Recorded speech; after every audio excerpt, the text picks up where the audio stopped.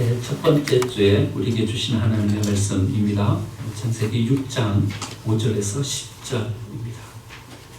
하나님의 말씀입니다. 여호와께서 사람의 죄악이 세상에 가득함과 그의 마음으로 생각하는 모든 계획이 항상 악할 뿐임을 보시고 땅 위에 사람 지으셨음을 한탄하사 마음에 근심하시고 이르시되 내가 창조한 사람을 내가 지면에서 쓸어버리되 사람으로부터 가축과 기는 것과 공중의 새까지 그러하리니 이는 내가 그것들을 지었음을 한탄함이니라 하시니라. 그러나 노아는 하나님께 은혜를 입었더라. 이것이 노아의 조건이라. 노아는 의인이요 단계의 완전한 자라. 그는 하나님과 동행하였으며 세 아들을 낳았으니 셈과 함과 야벳이라. 아멘. 옆에 계신 분들과 함께 인사 나누겠습니다. 새해 하나님께서 집사님과 함께 동행해 주실 것입니다. 하나님께서 우리와 동행하시면서 시시때때로 필요한 은혜를 공급해 주시고 우리에게 복 주실 줄 믿습니다. 하나님이 우리 교회 가운데 은혜를 주시고 교회가 든든하게 비전을 가지고 또 꿈을 가지고 세워지는 한 해가 되었으면 좋겠습니다. 우리 모든 성도님들도 우리 가정과 우리의 사업이 하나님의 은혜 가운데 또 복되게 더 풍성함을 가지고 세워져서 과연 2024년 이 한 해에 하나님께서 우리에게 정말 은혜를 주셨다, 복을 주셨다 고백할 수 있는 한 해의 삶을 살아가는 저와 여러분이 되시기를 간절히 축원드립니다. 우리는 하나님의 은혜를 누리는 사람으로서 삶을 살아가야 합니다. 하지만 또 우리는 하나님의 은혜를 이 세상 가운데 나누는 자로서의 삶을 살아가야 합니다. 야곱은요 요셉을 축복하면서 이렇게 축복했어요. 너는 샘 곁에 심겨진 나무다. 여러분 얼마나 큰 축복입니까? 뭐가 되는 그것보다는 어떤 가능성을 열어주는 이 축복이 정말 큰 축복인 거죠. 뭐가 되었다는 것은 한계가 딱 지워지잖아요. 그런데 가능성을 열어주는 축복은요 이건 어떻게 더 커지게 될지 어떤 방향을 향해서 어떤 풍성함을 가지고 설지 한계가 지워지지 않는 그런 복인 거예요. 샘 곁에 심겨진다 보다 가뭄이 와도 걱정이 없어. 환경이 어떻게 되어도 걱정이 없어요. 여기서 공급되는 은혜가 계속해서 그 나무에게 주어지는 거죠. 요셉이 샘 곁에 심겨진 나무라면 우리는요 생명샘에 심겨진 나무인 줄 믿습니다. 하나님께서 올 한 해 우리에게 공급해 주시는 이 은혜가 우리에게 풍족하게 풍성하게 이루어지게 될 줄 믿습니다. 야곱의 축복은요 여기에서 그치는 것이 아니라 하나가 더 이어집니다. 그것은요 당장 밖을 향해서 가지를 뻗어 나아가는 존재가 되라고 축복해 줍니다. 네 가지가 담을 넘었다. 담을 넘었다. 이렇게 축복해 줍니다. 울타리 안에 머무는 삶이 아니라 우리 안에서 우리만 좋은 삶이 아니라 이제는요 누군가를 복되게 하는 삶입니다. 담장 밖에 세상에서 힘겹게 살아가는 사람들에게 그 그늘 안에서 쉴 수 있는 뭔가를 이렇게 제공해 주는 사람입니다. 배고픈 나그네가 지나가다가 담장 밖을 향해서 뻗쳐진 가지 거기에 맺힌 열매로 그 줄인 배를 채울 수 있게 해주는 사람으로 우리를 세워주시는 것입니다. 우리 안에서 우리만 행복하고 우리만 즐거운 삶이 아니라 이제는 누군가에게 은혜를 끼칠 수 있는 삶으로 우리를 세워주는 축복인 것이죠. 우리의 삶이 이렇게 되어야 합니다. 이렇게 우리의 삶이 되기 위해서는요 우리는 어떤 사람이 되어야 하냐 하면요 우리가 먼저 세워져야 됩니다. 그리고 우리 지난 금요일 날 38년 된 병자를 한번 묵상하면서요 예수님이 38년 된 병자에게 이렇게 말씀하시는 거예요. 일어나가라. 일어나가라. 이렇게 말씀하십니다. 짧은 두 단어로 이루어진 문장이지만 여기에는 두 가지 의미가 내포되어 있습니다. 첫 번째는요 일어서라는 겁니다. 일어서라는 겁니다. 38년 동안 누워 있었어요. 질병의 지배 아래 억눌려 있었습니다. 질병이 그의 발목을 붙잡고 있었습니다. 근데 예수님이요 이 모든 한계를 다 걷어주십니다. 그의 질병을 고쳐주십니다. 그리고는 그에게 말씀하십니다. 일어나라 말씀하십니다. 하나님께서 우리를 이렇게 세워주시는 이 은혜가 우리에게 분명하게 임해야 합니다. 우리가 어떤 역할을 감당하는 사람으로 서기 위해서는요, 우리 안에 먼저 무언가가 주어져야 합니다. 그래야 우리가 어떤 역할을 감당하는 사람으로 설 수 있으니까요. 우리를 다시 이렇게 세워주시는, 우리를 옥죄고 있는 모든 연약함을 새롭게 고쳐주시는 이 은혜가 분명하게 우리에게 임해야 하는 것이죠. 그리고는요, 그 동자에게 말씀하십니다. 가라 말씀하십니다. 여러분, 가라 이 말씀은요, 이런 말씀인 것이죠. 연약함으로 아무것도 할 수 없는 이 자리에서 떠나가라 이 말씀입니다. 여러분, 우리가 아무것도 할 수 없는, 아무런 역할도 해낼 수 없는 그 자리에 거기에 머물러서는 안 되는 것입니다. 그럼 38년 동안 무엇만 있었어요? 다른 사람이 공급해주는, 뭔가 던져주는 그것으로 겨우 연명하며 살았어요. 아무것도 할 수 없는 거기에 머물러서는 안 돼요. 여기에서 떠나라 이렇게 말씀하시는 것입니다. 또한 어디로 가라 말씀하시냐면요, 우리 가족이 있는 그 자리로 나아가라는 것입니다. 야, 너 한 번도 효도 못했지 않냐? 이제 가서 효도해라. 자식 때문에 도리를 감당해라. 한 가족의 구성원으로서 너의 역할을 감당해라. 그 자리로 가라 말씀해 주시는 거죠. 지금 예루살렘에서는요, 축제, 절기에 예배가 드려지고 있어요. 사람들은 다 거기 가 있어요. 20세 이상의 남자는 의무적으로 거기 참석해야 되는 거예요. 그런데 이 병자는요, 예배하는 자리로 나아가지도 못하고 거기 누워있어. 그래서 예수님은 이렇게 말씀하시는 것입니다. 가라! 네가 예배하고 네가 하나님의 사람으로서 감당해야 될 그 책임의 자리로 가라 말씀하고 계시는 거죠. 그럼 하나님께서 우리를 이렇게 세워주시는 은혜가 있어야 합니다. 먼저는 우리 안에 연약함과 부족함을 다시 회복시켜 주시고, 또 우리로 하여금 파송시켜 주시는, 우리가 필요한 자리, 우리가 역할을 감당해야 되는 자리, 우리가 일해야 되는 자리, 그 자리로 우리를 보내주시는 그 은혜를 우리가 누려야 하는 것입니다. 여러분, 우리가 이 은혜를 누리기 위해서 우리는 어찌해야 합니까? 이 은혜를 누리는 사람으로 우리의 삶을 살아가기 위해서 우리는 하나님과 동행하는 성도가 되어야 하는 것입니다. 그럼 오늘 노아는 어떤 사람이라고 이야기하고 있냐면요, 하나님과 동행하는 사람이었다. 이렇게 오늘 성경은 말해주고 있습니다. 그럼 하나님과 동행하는 성도가 되기 위해서 우리 어찌해야 합니까? 노아를 통해서 이렇게 바라보면요, 노아는 세 가지 단계를 이렇게 거치면서 하나님과 동행하는 사람으로서의 삶을 완성했다, 이렇게 볼 수 있습니다. 첫 번째요, 노아는 어떤 사람이었냐 하면요, 세상에 발딛고 살아가고 있었지만 하늘을 바라보는 사람이었습니다. 노아가 살아가던 그 시대 사람을 5절에서는 이렇게 표현하고 있습니다. 그 마음으로 생각하는 모든 계획이 악했다. 세상 모든 사람들의 삶이 그런 삶이었다는 거예요. 사사시기 시대의 삶은 이렇게 표현하고 있죠. 사람이 자기 속견에 오른 대로 행했다. 그러니까요, 모든 사람들이 그래 살아가고 있는 거예요. 악한 세상이에요. 사람들이 악을 행하는 것이 아무렇지도 않은 그런 세상 가운데서 노아가 놓여져 있는 거예요. 그런데 노아는요, 거기에 발딛고 살아가고 있었지만 노아는 하늘을 바라보는 사람이었습니다. 9절에 노아를 이렇게 표현합니다. 노아는 의인이요 당대의 완전한 자라 하나님과 동행하는 사람이었다. 그럼 노아가 이런 죄악된 세상 가운데서 어떻게 의인으로 완전한 자로 당당하게 설 수 있었냐 하면요, 그의 발은 그 죄악된 세상 가운데 발디디고 살아가고 있었지만 그는 하늘을 바라보는 사람이었기 때문에 의인이고 완전한 자로 세워질 수 있었습니다.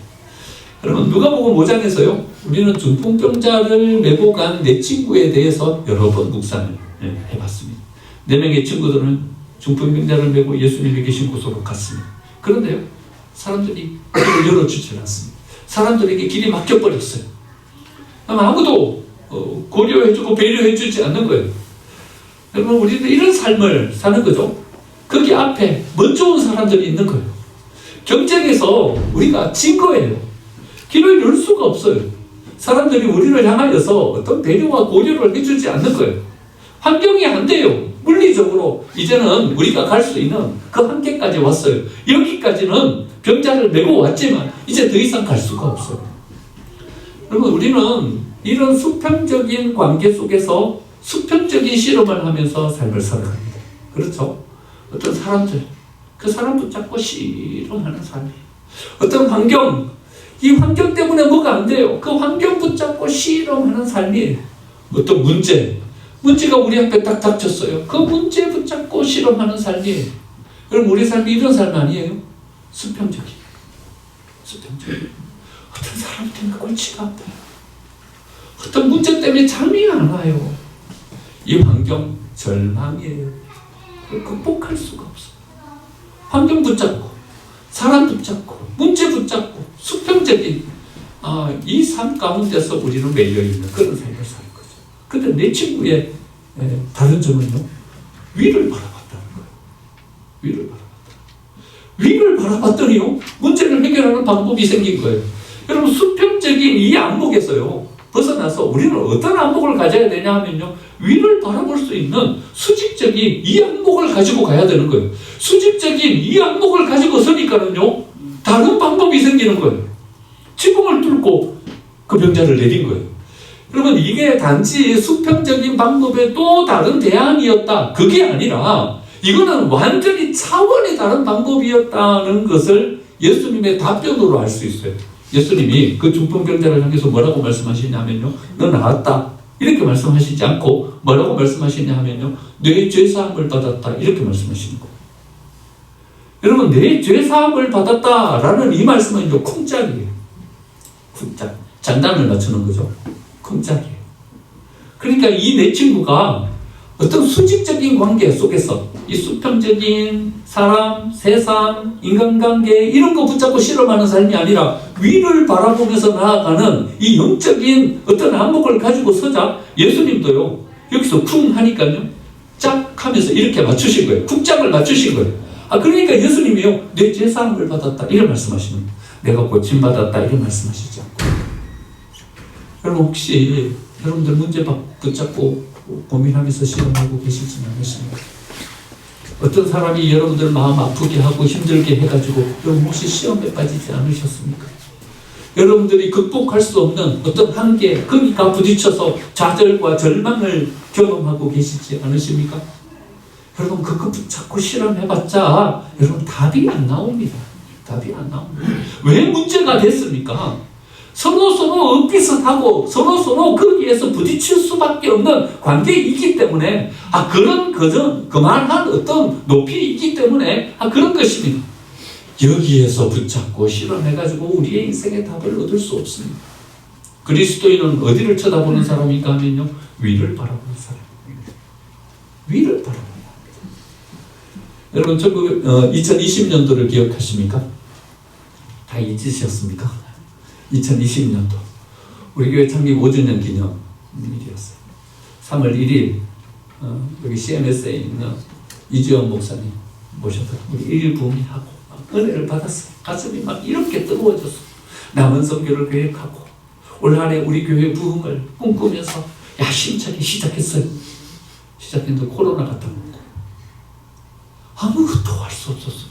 모든 계획은 다 올 수도 되고 다 중단돼 버렸어요. 야심차게 시작했는데 제 마음 가운데 찾아오는 절망감은 이루 말로 표현할 수가 없었어요. 큰일입니다.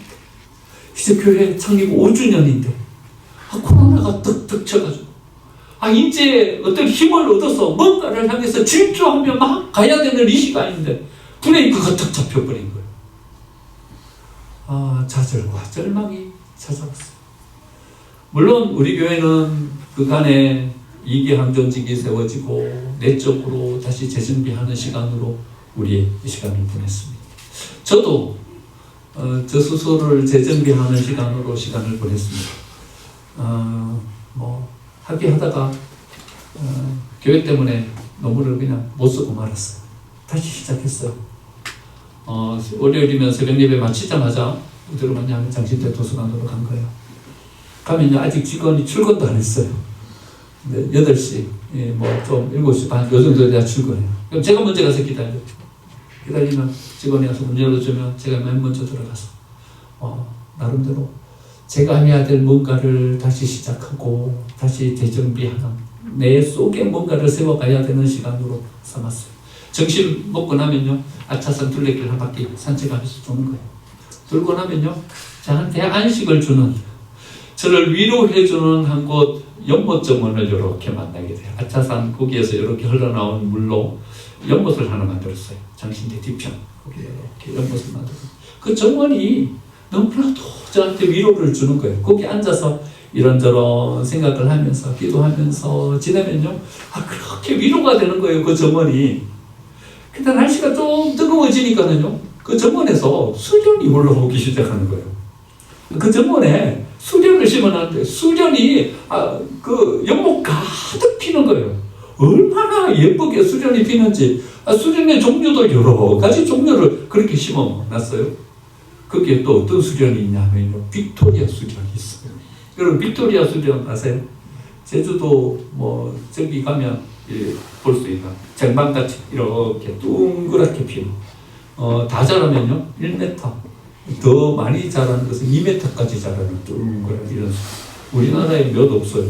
근데 거기 그 빅토리아 수련이 거기 있더라고요. 빅토리아 수련은요, 꽃이 딱 3일 피어요. 낮에는 안 피고요, 해가 딱 지면 밤에 딱 피었다가 해가 뜨면 다시 딱 꿈을 하더라고요. 저녁에만 딱 그렇게 피고 탔죠. 첫 번째 날은요, 하얗게 피어요. 신비로워요. 해가 딱 지고 어둑어둑해지는데 하얀 꽃이 그렇게 딱 피어요. 오므라들었다가 두 번째 날은요, 연분홍빛으로 딱 피어요. 그리고 세 번째 피는 날에는요, 만발해갖고 그것이 왕관이 돼요. 이만한 꽃이 이렇게 피어요. 그래서 빅토리아 수련이에요. 왕관처럼 이렇게 딱 되죠. 그걸 이렇게 바라보는데요, 제 마음 가운데 이런 생각이 드는 거예요. 그래, 이게 그리스도인의 삶이다. 수련이 그리스도인의 삶이다. 거기서 내려오는 물이 뭔 깨끗한 물이겠어요? 뿌연 이런 물이에요. 거기 뭐 흙이 뭐 별로 깨끗하지 않아요. 그냥 진흙으로 이렇게 돼 있어요. 그런데요, 그 꾸정물에서, 그 진흙에서 그것을 뚫고 올라오는 거예요. 뚫고 올라와가지고는 거기에서 세상에서 가장 아름다운 꽃을 꽃피우는 거예요. 야, 이게 그리스도인의 삶이에요. 우리가 발 디디고 살아가는 것은 이런 죄악된 세상이지만, 가다가 멈추어 설 수밖에 없고 좌절과 절망을 경험할 수밖에 없는 그런 세상 속에서 우리가 살아가고 있지만, 하지만 우리 그리스도인들은 하늘을 바라보면서 이것을 뚫고 올라와서 가장 화려하고 가장 멋진 꽃을 꽃피우는 삶, 그 삶이 바로 우리 그리스도인의 삶이구나. 제가 거기에서 그 수련을 보면서 하나님이 주시는 위로를 다 위로받고 왔어요. 여러분, 노아가 하나님과 동행하는 삶이 될 수 있었던 것은요, 세상은 그 마음에 생각하는 것이 악할 뿐이, 그런 세상으로 모든 사람들이 삶을 그래 살아가고 있었지만, 거기에 발 디디고 살아가고 있었지만, 하지만 노아는 하늘을 바라보는 사람이었습니다. 그래서 그는 의로울 수 있었고요, 그는 완전할 수 있었던 것입니다.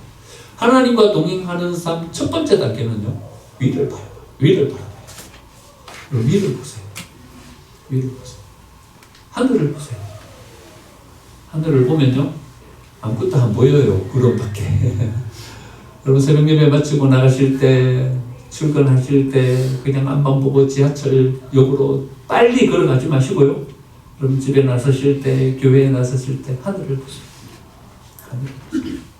하늘을 보면 하나님께서 우리에게 허락해 주신 새로운 비전과 새로운 꿈을 우리 속에 새로 담을 수 있게 되는 것입니다. 두 번째 노아는요, 하늘을 바라보는 사람으로 그치지 않고 이제는 하늘에서 이 세상을 바라볼 수 있는 안목을 가질 수 있었습니다. 하늘의 눈으로 세상을 바라보는 거예요. 22절 보면, 노아가 그와 같이 하여 하나님이 자기에게 명하신 대로 다 주행하였더라. 노아는요, 하나님의 생각대로 방주를 짓기 시작합니다. 방주의 크기가요, 길이가 130m, 폭이 20m, 높이가 3천 높이로 13m 올리고, 세종대왕함, 여러분 우리나라 군함, 구축함 중에 세종대왕함, 이게 제일 큰 배죠. 길이가 130m. 여러분, 이렇게 큰 배를요, 노아가 산꼭대기에다 만든 거예요. 무려 120년 동안. 노아의 전 세계를 거기에 다 바쳤어요. 노아가 일평생 동안 한 것은 딱 하나, 이 배 만드는 것밖에 없었어요. 자기 일생을 바쳐서 하나님께서 만들라고 하신 그 배를 만든 겁니다. 그런데요, 배가 너무 커요. 너무 커요. 노아 혼자 만드는데 하나님께서 왜 이렇게 큰 배를 만들라고 하시는 거죠? 하나님께서 그 배의 실을 정결한 짐승 7쌍씩, 부정한 짐승은 1쌍씩, 그리고 노아 가족 8명 딸랑. 여러분, 그 배는 텅텅 비었어요. 텅텅 비었어요. 1층도 다 안 찼어요. 3층으로 지었는데 1층도 다 안 찼어요. 왜 이렇게 큰 배를 지으라고 하는 거예요? 아니, 노아의 그 방주는 텅텅 비었다니까요. 다 들어갔는데도 텅텅 비었어요. 그래서 노아는요, 꿈말하지 않고 하나님이 계획하신 그 배를 다 짓습니다. 1, 2년 걸린 것도 아니고 120년 동안 그 배를 짓습니다. 여러분, 노아는 어떻게 이렇게 이 배를 완성할 수 있었을까요? 혼자 짓기에는 너무나도 벅찬 배잖아요. 필요 이상으로 큰 배잖아요. 하나님, 나한테 왜 이렇게 가혹하십니까? 조만하게 그냥 그 7쌍씩 들어갈 만하게 그만큼 이렇게 지으면 되는 것이지 왜 이렇게 큰 배를 지으라고 하는 거예요? 노아가 이 하나님의 말씀에 순종할 수 있었던 것은요, 위로 올라가서 하나님의 눈으로 세상을 봤기 때문에 그렇습니다. 여러분, 하나님의 눈으로 이 세상을 바라보니까 여러분, 하나님의 그 마음이 읽혀지는 거예요. 하나님의 계획은 이 세상을 물론 심판하는 것이지만 하나님의 마음은 심판의 강조점이 있는 것이 아니라 구원의 구두점이 있는 거예요. 하나님은요, 더 구원하시고 싶으신 거예요. 이 방주가 작아가지고 누군가 여기로 왔을 때 방주에 탈 곳이 없어가지고 구원받지 못하는 사람이 없도록 노아가 지을 수 있는 가장 큰 배를 노아에게 짓게 하시는 거예요. 노아는 그 하나님의 마음을 거기서 본 거예요. 그리고는 하나님의 눈으로 세상을 바라보니까 거기서 그 방주를 지을 수 있었던 것이죠. 그럼 우리는 간혹 우리의 삶의 자리를 떠나요. 떠나는 이유는요, 제대로 돌아오기 위해서 떠나는 거예요. 휴가를 떠나죠. 그럼 휴가를 가야 돼요. 왜 휴가를 가야 되냐 하면요, 우리의 삶의 자리를 떠나서 우리의 삶을 바라보면요, 우리의 삶이 이제 제대로 보이는 거예요. 다시 우리가 어디로 돌아가야 될지, 우리는 거기서 어떤 역할을 감당하면서 세워져야 될지를 제대로 명확하게 볼 수 있는 거예요. 제가 2년 동안 미국에서 유학하면서요, 제가 얻었던 가장 큰 열매가 저는 이거라고 생각해요. 열심히 공부했어요. 얼마나 열심히 공부했는지 몰라요. 잘 들리지도 않죠. 써내는 것도 어렵죠. 저는 도서관에서 나오질 않았어요. 저희 집사람 별명이요, 과부였어요. SBS 위로 이게 저희 집사람 과부였어요. 2년 동안 저희 집사람 지수 데리고 외롭게 그래 살았죠. 그런데요, 거기서 열심히 공부한 것보다도 저는 더 큰 것을 얻었어요. 뭐냐면 나가보니까는요, 거기서 보니까는 우리나라가 보이더라고요. 우리나라가 이런 나라구나 보이더라고요. 나가서 보니까는요, 한국 교회가 보이더라고요. 저는 거기서 주일마다 다른 교회로 가갖고 예배를 드렸어요. 다 여러 교회를 다녀봤어요. 다른 교회에서 예배를 들어보면서 우리 한국 교회가 어떤 교회인지 교회가 보이더라고요. 그것이 보이고 나니까 내가 어디로 돌아가야 되는지, 내가 가서 어떤 역할을 감당해야 되는지, 나는 어떤 사람으로 서야 되는지 그게 보이더라고요. 여러분, 떠나보면요, 우리가 어디로 돌아가야 되는지 보이는 거예요. 그래서 제가 돌아가가지고 여기 많은 후배들을 보냈어요. 제가 추천서 써주고 적극적으로 권유하면서, 야, 나가서 거기서 공부하고 돌아와도 너 사역하는데 지장 없을까? 너 전세금이라도 빼갖고 가. 적극적으로 제가 추천서 써가지고 많이 보냈어요. 그러면서 이렇게 당부했어요. 열심히 공부해라. 그런데 더 중요한 게 있다. 내가 얻은 가장 큰 산물은 이거다. 나가서 보니까 우리가 보이더라. 다시 돌아올 자리를 확인하고 우리가 서 있는 이 공동체가 어떤 공동체인지를 보고 와. 그러면 우리가 여기에서 뭘 해야 되는지, 어떤 역할을 해야 되는지, 어디로 가야 되는지 그게 보이더라. 그걸 발견하고 와. 보냈어요. 여러분, 우리가 하늘로 올라가야 돼요. 여기에 머물러서 살아서는 안 돼요. 길을 찾을 수가 없어요. 위로 올라가야 길이 보여요. 위로 올라가야 우리가 거기서 어떤 역할을 감당해야 되는지 우리의 역할을 찾을 수 있어요. 노아는 위로 올라갔어요. 위로 올라가서 하나님의 마음으로 이 세상을 바라보니까 거기서 어떤 역할을 감당해야 되는지 자기 일생을 바쳐서 자기가 해야 될 사명의 자리를 거기서 찾을 수 있었던 것입니다. 하나님과 동행하는 삶 두 번째 단계는요, 하늘로 올라가는 거예요. 하나님의 눈으로 우리의 삶의 자리를 보고 이 세상을 보는 거예요. 그러면 우리가 세워져야 될 자리를 우리가 찾을 수 있게 되는 것입니다. 하나님과 동행하는 삶 세 번째 단계는요, 이제는 그 하늘을 이 세상으로 가지고 내려오는 거예요. 이 세상으로 가지고 내려와서 여기에서의 삶을 사는 거예요. 7장 16절에 보면요, 이렇게 나와요. 들어간 것들의 모든 것들의 안수라. 하나님이 그에게 명령하신 대로 들어가며 여호와께서 그를 들여보내고 문을 닫으십니다. 방주가 완성되었어요. 방주가 완성되었어요. 이 방주가 뭡니까? 하늘을 가지고 내려온 이 세상 속에서의 하늘이에요. 하나님의 나라예요. 여기에서 구원이 이루어졌어요. 여기에서 노아의 가족들이 선택되어서 거기에서 생명을 얻을 수 있었어요. 하나님께서 구원하기로 예정된 모든 생명들이 거기서 살 수 있었어요. 멸망을, 심판을 면하고 거기에서 새로운 삶을 계획할 수 있게 되었어요. 노아의 방주는요, 이 땅에 만들어진 하나님의 나라, 노아가 가지고 내려온 하늘이에요. 이 방주가 무엇입니까? 이 방주가 하나님의 교회, 우리의 교회. 여러분, 우리가 하늘을 가지고 내려와서 이 땅에서의 삶을 산다는 것은요, 이 하나님의 나라, 이 하나님의 나라를 교회를 통해서 세워가는 것이 우리의 사명입니다. 여러분, 우리 교회가 구원의 방주가 되어야 합니다. 누군가 위로받으려고 하면 교회를 통해서 위로받아야 합니다. 누군가 생명의 에너지를 공급받고 싶으면 교회를 통해서 생명의 에너지를 공급받아야 합니다. 누군가 힘을 얻고 싶으면 교회에 와서 힘을 얻어야 합니다. 여기가 하나님께서 이 땅에 세워가기를 원하시는 하나님의 나라, 그 나라가 되게 해야 합니다. 그런데 이게 쉽지가 않습니다. 쉽지가 않습니다. 노아가 방주에서 나와서 1년이 지나고 난 다음에 한 일은요, 이런 일이에요. 9장으로 가서 9장 21절을 보면요, 포도주를 마시고 취하여 그의 장막 안에서 벌거벗을 했다. 노아가요, 술이 고주망태가 돼가지고 장막 안에서 벌거벗고 부끄러운 부분을 다 드러내고 그렇게 있는 거예요. 그럼 노아가 어째 이래 됐을까요? 노아가 어째 이래 됐을까요? 당대 의인이라고 이렇게 칭함받던 사람, 완전한 자라고 하나님과 동행하는 사람이라고 이렇게 칭찬받던 노아가 여러분 어째 이런 모습으로 이렇게 있는 것일까요? 그런데 우리는 이상한 점을 보게 돼요. 뭔가 하면요, 하나님이 노아를 책망하시지 않는 거예요. 이렇게 타락된 모습으로 우리가 생각하는 그런 모습으로 있는데 하나님께서 노아를 책망하시지 않는 거예요. 왜 하나님 노아를 책망하시지 않으시죠? 되레 누구를 책망하시냐면요, 함을 책망하는 거예요. 함이 아버지의 부끄러운 부분 그걸 보고 와갖고 형제들에게 이야기하는 거예요. 아버지가 저래 누워 계신다. 이래 이야기하는 함을 보고서는 하나님은 노발대발 하셔가지고요, 함을 징계하시는 거예요. 야, 니네 네 형제들의 종이 될 거다, 너는. 이렇게 징계하시는 거예요. 아니, 이게 그렇게 잘못된 거예요?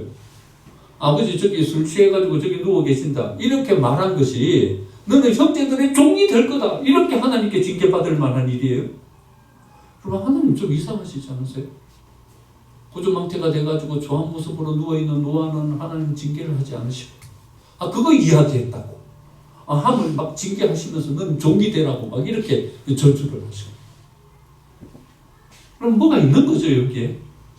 찬찬히 여기에서 머물러 보면요, 그럼 뭐가 보이냐 하면요, 노아의 고뇌가 보이는 거예요. 노아의 고뇌가 보이는 거예요. 노아가 왜 술을 마셨어? 지금 어떤 때예요? 한 해의 추수를 다 마치고 수확한 때예요.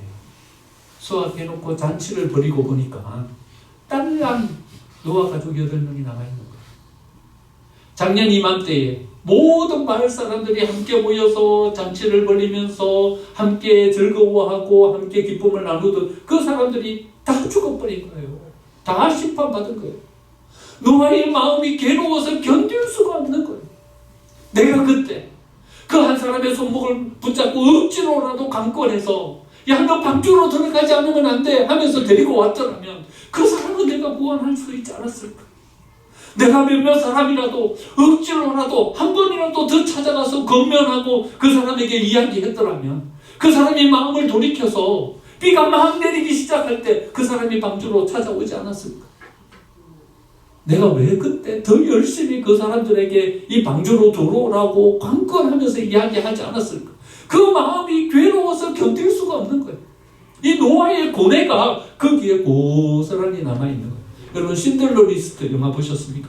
신들러 리스트 영화를 보면요, 그 마지막 장면에 그가 유대인을 그 나치 아에서 돈을 주고 이제 사서 빼내는 거죠. 거기 있으면 죽어요. 이 사람이 가스실에 다 들어가는 거예요.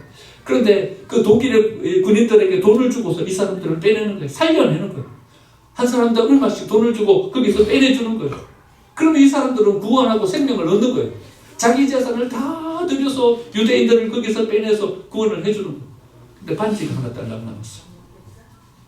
근데 반지를 꺼내놓고 울면서 이야기하는 거예요. 이 반지면 5명은 구할 수 있었을 텐데 내가 이 반지를 뭐하러 여기에 끼고 있어가지고 그 5명을 못 구원해내고 거기서 죽게 했는 거예요. 그래서 울부짖는 그런 장면이 마지막 영화의 장면입니다. 그럼 이 장면이 노아의 심정이지 않았을까요? 함에게는 이 마음이 없는 거예요. 이 고뇌가 없는 거예요. 하나님께서 함을 향하여서 마음이 서운하시고 함을 향하여서 진노하신 이유예요. 여러분, 우리가 이 세상 가운데 하늘을 가지고 내려와서 이 하늘을 이 세상 가운데 세워가려고 하면요, 맨 처음 가 부딪히는 것이 이거든요. 좌절과 절망인 거죠. 요한복음 1장 5절에 보면요, 빛이 어둠에 비치되 어둠이 깨닫지 못하더라. 예수님의 오심을 이제 이렇게 표현하고 있는 거죠. 세상 사람들은요, 하나님의 은혜에 관심도 없어요. 구원, 거기에 관심도 없어요. 그런데 그 사람들을 붙잡고 여기에 하늘을 세워가려고 하면요, 우리가 제일 먼저 가 부딪히는 것은 이런 좌절과 절망인 것이죠. 하지만 하나님은요, 여기에서 이런 삶을 우리가 꾸역꾸역 살아내기를 원하십니다. 하나님께서요, 이스라엘 백성들을 가나안으로 이끄시고 난 다음에, 여러분 가나안에 거기서 첫 번째 수확으로 밥을 먹고 난 다음에 그 다음날 만나가 그쳤어요. 여호수아 5장 12절에 보면 그 땅 소산물을 먹은 다음 날에 만나가 그쳤어요. 왜 만나를 그친 거죠? 안 내려주신 거죠. 만나를 내려주시면 얼마나 편해요. 농사 지을 것도 없고 매일매일 아침에 나가갖고 그거 도와드리기만 하면 그의 양식이 생깁니다. 우리는 기적을 기적. 그래서 뭔가 임하는 것을 하나님께서 우리의 삶 가운데 팍 던져주시기를 원해요. 그럼 손쉽게 일은 이루어지는 거죠. 하지만 여러분, 기적으로 우리의 삶은 안 변해요. 기적으로 변하는 게 아니에요. 여러 번 기적을 체험해도요, 우리의 삶은 항상 제자리 걸음이에요. 기적으로는 우리의 삶이 변하지 않아요. 우리의 삶은 기적으로 성숙해 가는 게 아니에요. 기적이 생긴다고 여러분 우리의 삶이 성숙해져요? 여러분, 성숙해지지 않아요. 우리의 삶의 성숙은요, 말씀에서 오는 거예요. 그 말씀대로 살아내려고 하는 우리의 안간 힘을 쓰면서 여기에서 삶을 살아내려고 하는 노력, 땀 흘림, 거기에서 우리의 삶의 성숙이 오는 거죠. 하나님께서 우리에게 요청하시는 것은 이런 삶인 거죠. 이 땅 위에 하나님의 나라를 세워가기 위한 노아의 고뇌, 그 고뇌를 가지고 꾸역꾸역 오늘 여기에서의 삶을 살아내는 거죠. 그리고 교회를 세워가고 여기에 한 사람 한 사람 더 많은 사람들이 모여서 하나님의 교회를 통해서 주시는 그 은혜를 누리고 구원받고 하나님이 우리 속에 허락해 주시는 그 은혜로 우리의 삶을 살아가게 만들어 가는 거죠.